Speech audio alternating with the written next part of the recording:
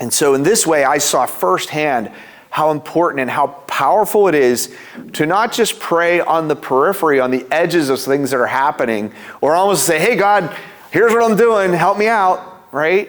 Because so often, I speak for myself when I say so many times my prayers are about me, about what I want, what I'm trying to accomplish, what I'm concerned about.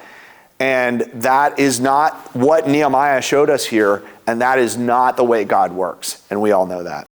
And we see Nehemiah had a very clear and specific plan that he's presenting in Nehemiah 2. He is walking through his case to rebuild the wall. He's walking through his case that he be dismissed from the court, the king's court, from a prominent role, from an important role, from a pivotal role within the court, to go and rebuild the wall of Jerusalem.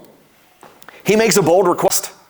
In fact, it's pretty clear that Nehemiah realized if this went wrong, it might not just be the end of his career, it might be the end of his life.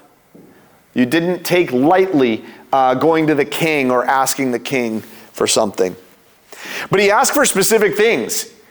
He clearly knew exactly what he needed to have. He had planned carefully what was going to need to take place for this project. He needed timber.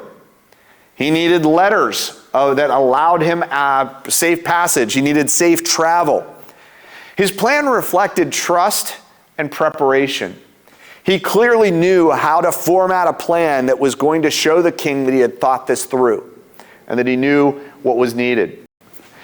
So planning and prayer go hand in hand. And so we see Nehemiah 1 and 2 where the planning was actually happening during the time Nehemiah was constructing and meditating on his prayer. But when the moment came, that planning was very evident because he was able to make a case that was very clear and concise, that was well thought out, and clearly would address what was being proposed.